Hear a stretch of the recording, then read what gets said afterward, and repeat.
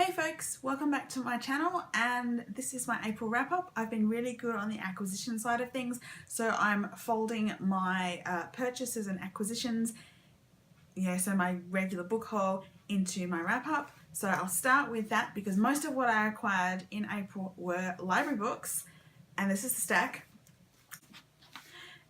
As you've probably seen in the previous video, I did acquire The Upside of Unrequited by Becky Albertalli in my Owl crate. So that was really the only physical book that I bought this month. I also did actually buy an ebook of Temeraire by Naomi Novik, the first in the Temeraire series, because I realised when I was going to make my TBR for the readathon the other weekend that the actual book that I had secondhand was the second book, so I kind of needed the first book. So those are the only books I actually bought in April, and then I picked up a few at the library, 3 of them being graphic novels, and they are volumes 4 and 5 of Saga by Brian K. and Vaughan and Fiona Staples. And I also picked up Ms. Marvel volume 6 by Willow Wilson, which is Civil War 2. So yeah, those are the graphic novels I picked up, and I also acquired from my holds list Raven Black by Cleeves, which is the first in the Shetland group of novels, because earlier in the year I actually watched the TV show for the first time and really loved it, so I thought I'd try the novels, but I thought I'd use my library. So yeah, those are all the books that I actually acquired this month. Now on to the books that I actually read in April. I read 8 books. 4 of those were graphic novels and 4 were actual physical novels. So I will start with the graphic novels, and probably one of my favourite reads of the month was Lumberjanes Volume 2. This is Friendship to the Max.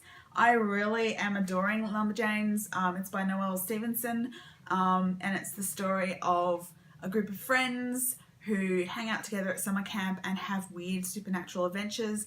And so yeah, I finished this month, and it's the second volume, and they started to get some answers, but there's still more mystery. There's this whole thing happening with gods and trying to find powers and stuff, but it's really awesome and I love it. It's so much fun. It just makes me smile.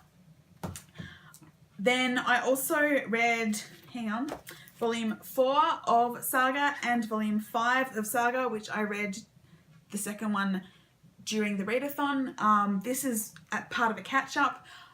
Saga, I think I've mentioned before, is one of those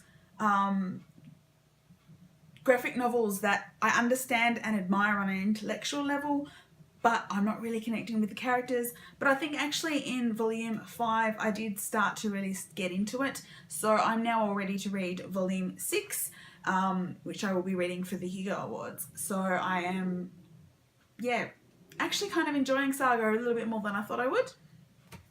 And then also for the readathon I read The Unbeatable Squirrel Girl Volume 3, which is Squirrel, You Really Got Me, which involved time travel and friendship and meeting of mothers and storytelling, and yeah, it was just heaps of fun. Squirrel Girl is always heaps of fun. It's incredibly upbeat and incredibly funny, and it's really fluffy, and I just love it.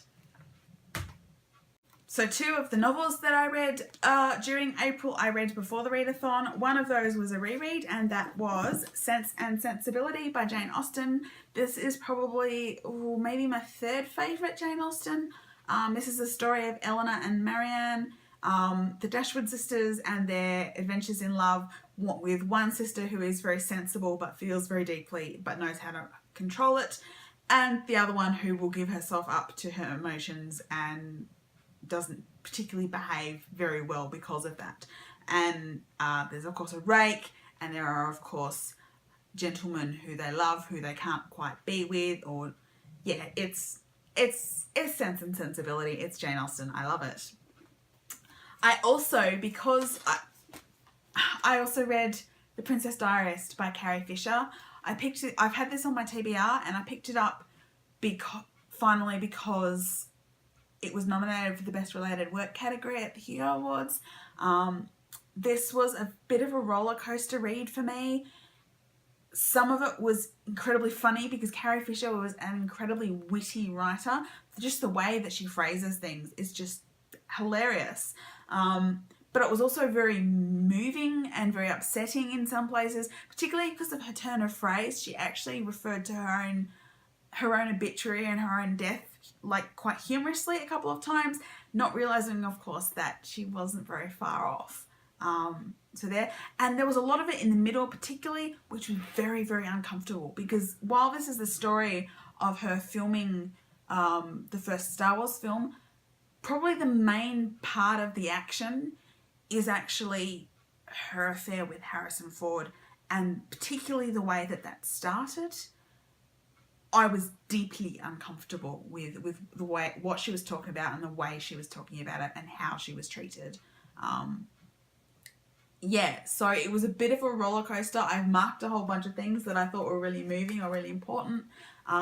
Particularly, there was one bit where she was talking about the slave girl Leia outfit and the fact that, hey, she actually went and strangled Jabba, and yeah, that's what a girl's got to do.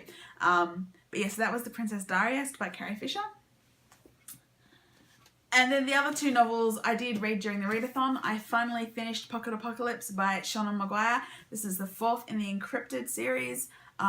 This one's set in Australia, where everything is trying to kill you, and particularly the werewolves that have turned up for the first time in Australia's history.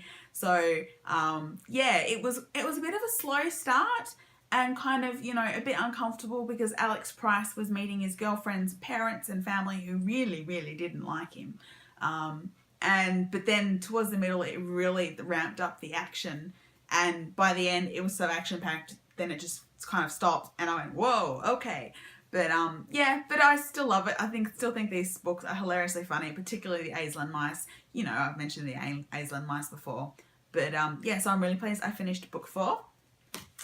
And I read Of Fire and Stars by Audrey Coulthurst. This came in one of my Alcrate boxes recently, and I read it during the readathon because I wanted to actually finally read something from my Alcrate. Also, it has lesbian protagonists, so queer protagonists, which is part of my reading goals this year, to read more queer protagonists. It's a bit of a fairy tale sort of story, which I really love. It's basically a princess, Denalia. She's been betrothed since she was like 6 to the prince of a neighbouring country. She's finally going to meet him. She meets him. She meets the prince's sister. And while she's trying to find her place in this country where everything seems to be going to hell and people are being assassinated and no one's being sensible except Denalia and the princess, and they go from not liking each other to doing horse riding lessons together to falling for each other, and then everything just goes bananas. And it's a romance, it's a friendship, it's women being intelligent and awesome and trying to do the right thing even when the men around them are just completely gone mad. Yeah, so it was a great deal of fun. So those were the books I acquired in April, and those were the books that I read in April. Now, this is obviously going to leave me a bit short in terms of my usual videos because I'll combine these two together. However, I am planning to do a bout of books next week. I haven't actually signed up yet. I need to do that. And so I will do a TBR for that once I finish the essay that is due on Sunday. Oops. And then probably next weekend I will do the wrap up of bout of books. So yeah, this will be my first bout of books. I'm kind of excited. It's a bit of a relaxed readathon, and yeah, it should be fun. I hope to read some more really great stuff.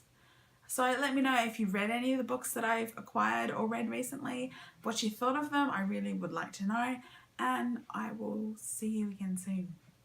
Bye.